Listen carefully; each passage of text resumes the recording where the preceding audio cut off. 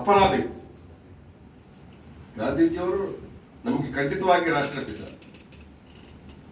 ಅಹಿಂಸಾ ಚಳವಳಿಯ ಮೂಲಕ ಈ ದೇಶಕ್ಕೆ ಸ್ವಾತಂತ್ರ್ಯ ತಂದುಕೊಡುವಲ್ಲಿ ಅವರ ಮಾಡಿದ ತ್ಯಾಗವನ್ನು ಪ್ರಪಂಚ ಮೆಚ್ಚುತ್ತದೆ.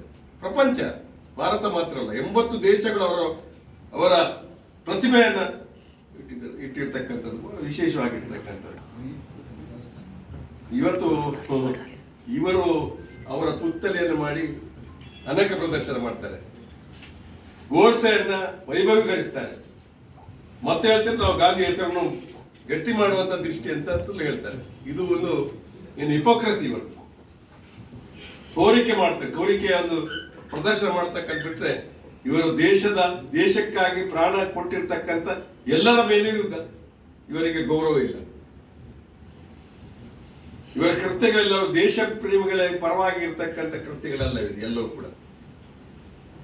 ಇದನ್ನ ನಾವು ಜನಸಮುದಾಯ ಅರ್ಥ ಮಾಡಬೇಕಾದ ವಿಚಾರ ಅಂತ ಹೇಳ್ತಕ್ಕಂಥ ಮಾತನ್ನು ನಾನು ಹೇಳಲಿಕ್ಕೆ ಬಯಸ್ತೇನೆ.